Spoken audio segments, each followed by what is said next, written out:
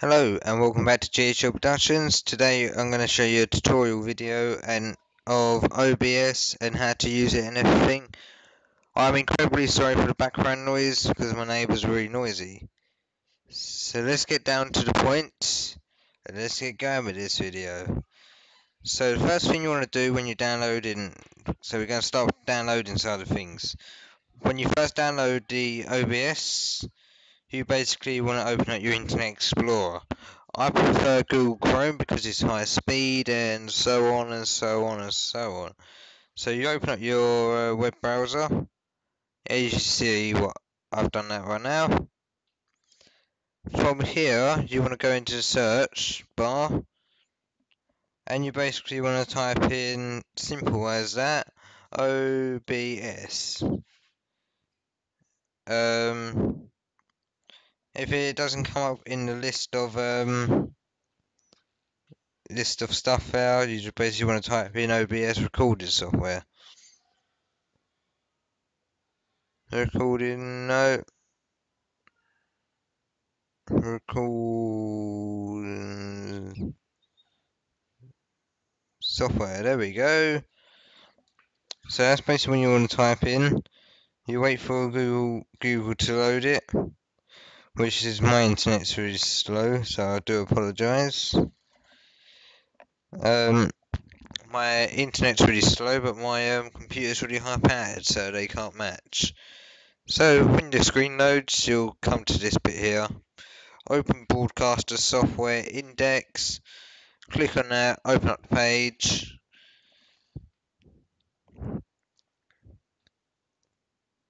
So when you open up the page, you'll come to this page here when it loads. I'm waiting, I'm waiting, I'm waiting all night. I'm waiting, I'm waiting, I'm waiting all night for you to load. Ignore the singing, but it's so crap. Oh, why's it taking so long? Well, let's just sit back and wait for it to load, and then I'll continue. So yeah.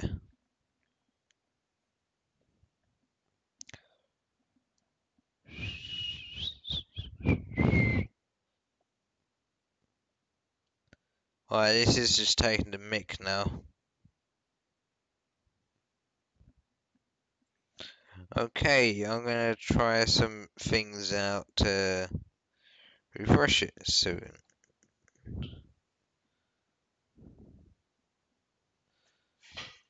Alright, I'm just playing around my settings on the OBS quickly to see if I can resolve the problem. I think my OBS has just crashed. Okay. Oh my god. What's happened to this poor thing?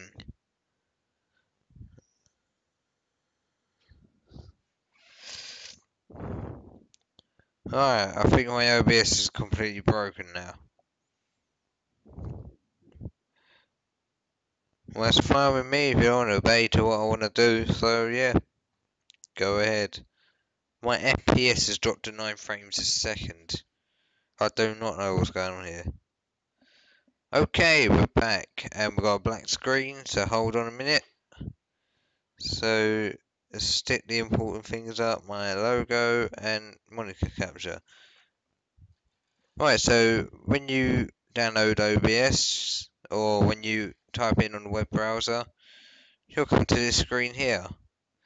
From this screen here, if you're it gives you a load of links here, like the OBS multi-platforms. If you're using Windows 7 or Windows 8, you want to click on this one here. If you're using OS X 10.8 plus, you want to use that, or Linkers, press that one. So basically, it's pretty easy. Or you can click download option. It tells you what to do and all that. But anyway, I've already downloaded it, so once you download it from here, it will tell you like you read the license agreement. Choose which one you want to download. It will start downloading. You press OK, allow the download, and then from there, that's done. So let me just shut this down, and once you shut it down, you'll come to your dashboard. I'm running Windows 8, so you basically, I've got them pinned to my start menu there, as you can see, the 64-bit, and you got the 32-bit for the CPU powers. So oh, why am I opening up eBay? I don't want to do that. Close that. Go back onto that.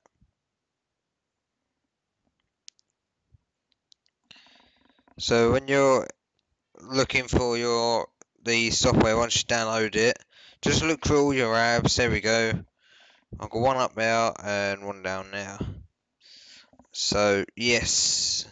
So once you get that, you click on it, open it up. As I've already done it, I'll just go to there and I'll just slide it from my other monitor. So let me just slide it across, and as you see, I'm using the 64-bit software here, which is the better version one. So from here is basically settings and that. So should we do it? Yeah, let's go. From settings, when you download it and everything, and you want to know how to set it up. So you want to go settings, click on your settings, and then you'll go for general. So you want to go for language, English, or whatever language you speak. But mine's English because I'm English, which is not hard to guess. You want to enable cursor over projector, and you basically set your profile name. After that, you want to go into your encoding. Basically, on here, you don't really want to mess around with anything. You don't really want to touch that if you're using it locally. So leave it how it is. That's basically how it comes. And you go into the broadcast settings. Basically, because I'm doing it for YouTube video, I've got file output only, and it's outputting it into this file here. So that file there is where I'll find my YouTube videos. And then basically from there it allows me to do the rest. So that's that. When you go into the video, and if you want to live stream, you basically click on the live stream, and I'm not going to click on it because you'll be able to see my live stream key. So yes. Anyway, let's go to video settings. Apply changes. No. The video settings. Well, you want to select your video adapter. I'm using AMD Radeon HD 7600G. That is your processor. Yeah? And if you don't know what your video adapter is, you shouldn't be streaming or doing videos, because that's the basics. Yes, when it comes to the monitors, you want to keep it as custom if you're using one monitor. But if you're like me, using up to 4 monitors, you click on monitor and you basically select your monitors. But at the moment, I've only got 2 of my monitors connected. The other 2 are in standby, so that's why only 2 shows up. So, that's basically that. You want to keep it to 30 frames per second, and you want to keep the resolution downscaled how it comes. So that's the video. The audio is another thing. Desktop audio device is like your background music, like music from games, system sounds like the bleeps and all that. You want to keep that as default, so it recognizes it from the desktop. My microphone, you want to select it. As you see, I've got a collection here. I've got my stereo mix, the Realtek high definition audio, my microphone M11.2 Realtek high definition audio, my microphone Siberia V2 illuminated. As you can see, that's the one I've got using at the moment. So that's the one I'll have. Every time you live stream or do a YouTube video, you just want to come into this settings and make sure your microphone, because it sometimes resets, so you want to make sure your microphone is always there. Keep all these the same, how they come, otherwise your mic will be delayed and all that stuff. Your hotkeys, these you can change. The main ones I use is my streaming ones and my recording ones, which is number 1, number 2, number 4, number 5. Easy to remember, quick access, and so on. However, you don't want to do the numbers like me, because in some games you're required using the numbers, like Minecraft, for example, which I changed into my F keys. However, that's the hotkeys. You can change them to whatever keys you like. The advanced settings, you want to basically only thing you want to change is your times 264 CPU preset to super fast. No, very fast. Sorry, and that's basically the encoding and profile on that. Apart from that, you want to keep all that the same. Normal 700, use multi-threaded optimizations, allow modifier hotkeys on, use CFR, you gotta make sure that's on, unless you're a skilled, very highly skilled encoder, then you can take that off, but otherwise you want to keep that on. The audio, you want to keep that. The network, you want to automate low latency mode, so basically if there's a lag in your network, it will recover itself, and yeah. So that's the advance.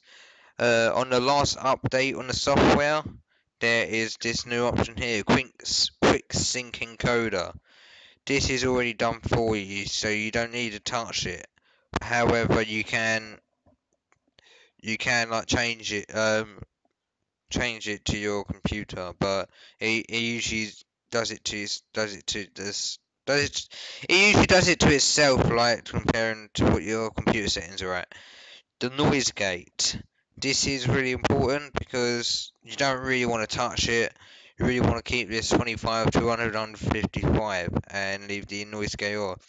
So basically, the noise gate is, say if you got like you live right next to a building site and it's really noisy, the jackhammers like grinding away at the concrete and all that stuff, tractors outside, and so basically you can enable your noise gate to be at a certain decibels, so you gotta speak louder than the decibels required, and that will and yeah, so that will allow you to do that.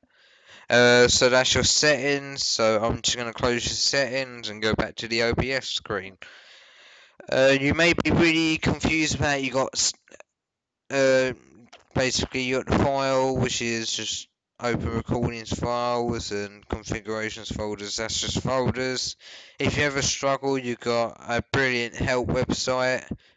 Uh, FAQs answer questions, log files, updates, and so on. They're really useful as well. So that will be a thumbs up to good look at if you're stuck. If you look here, it's very highly organised. So as you can see here, you got scenes and you got sources.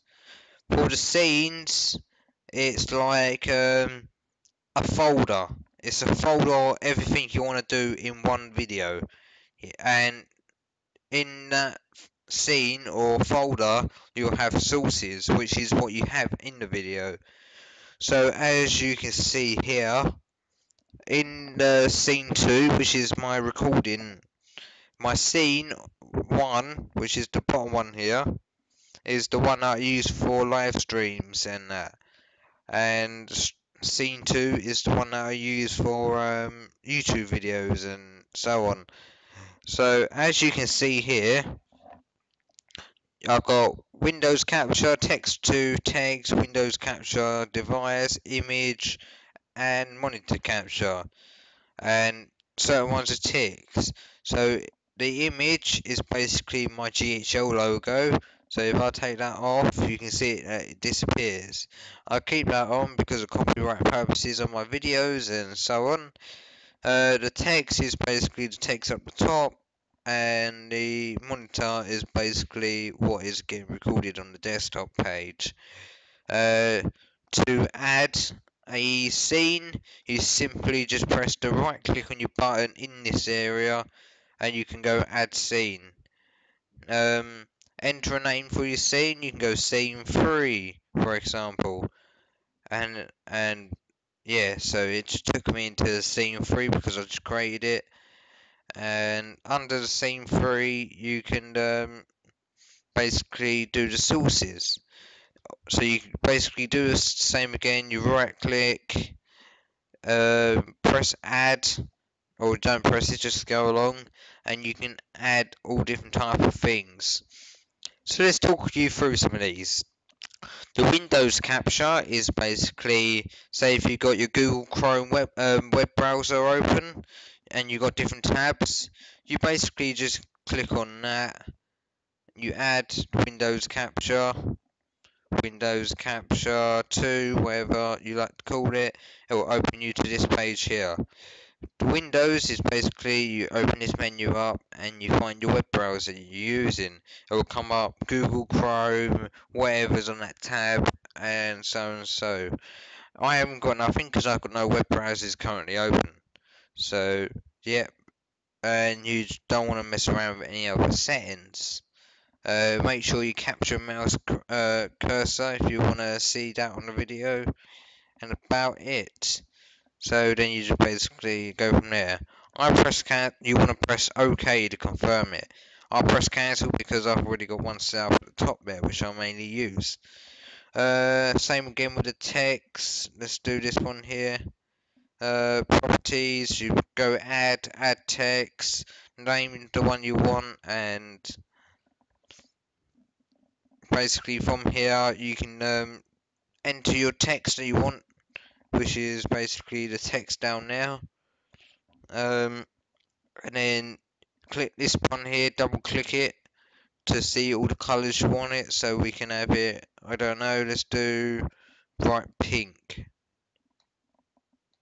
Bright pink, there we go.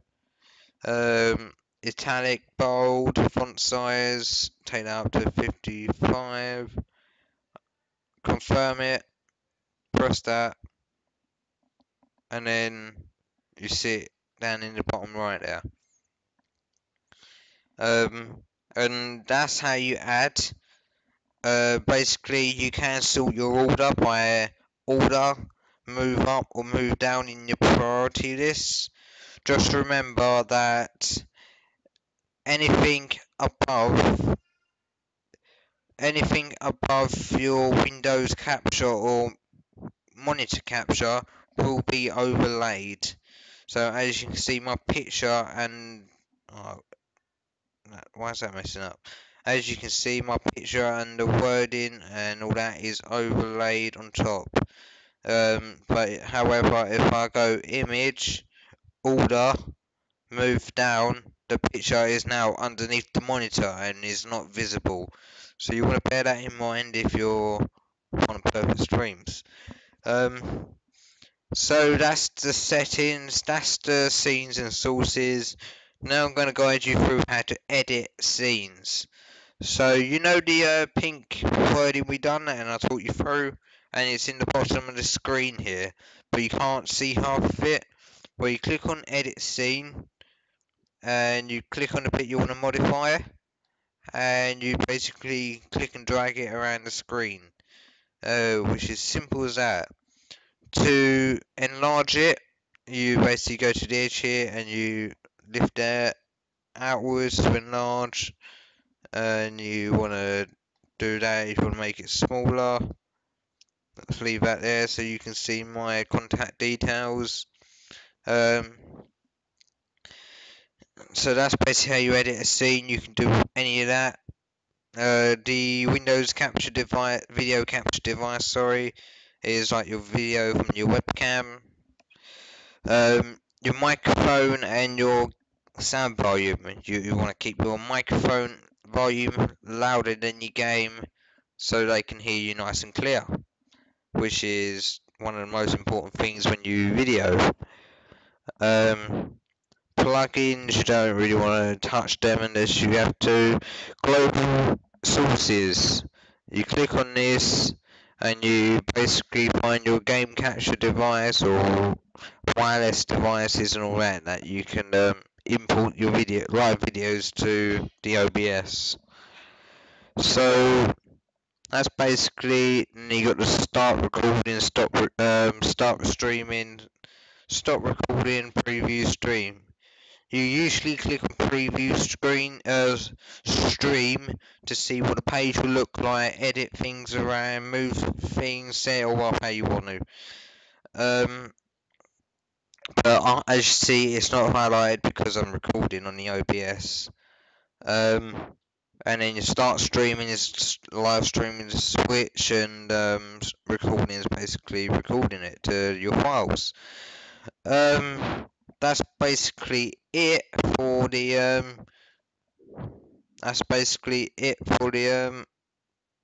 guide through OBS. So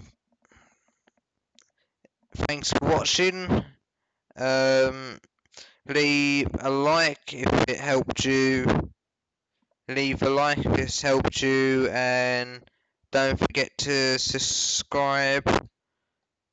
Don't forget to subscribe and see more upcoming tutorials, videos on games, and so on. Thanks for watching, guys, and one last thing, if you got any problems using the OBS to record any videos, you can just simply message me on my Facebook page, GHL Productions. On my Instagram, you can see all my pictures and keep up to date. You can comment on my videos at GHL Productions, or you can tweet me at the GHL Plan.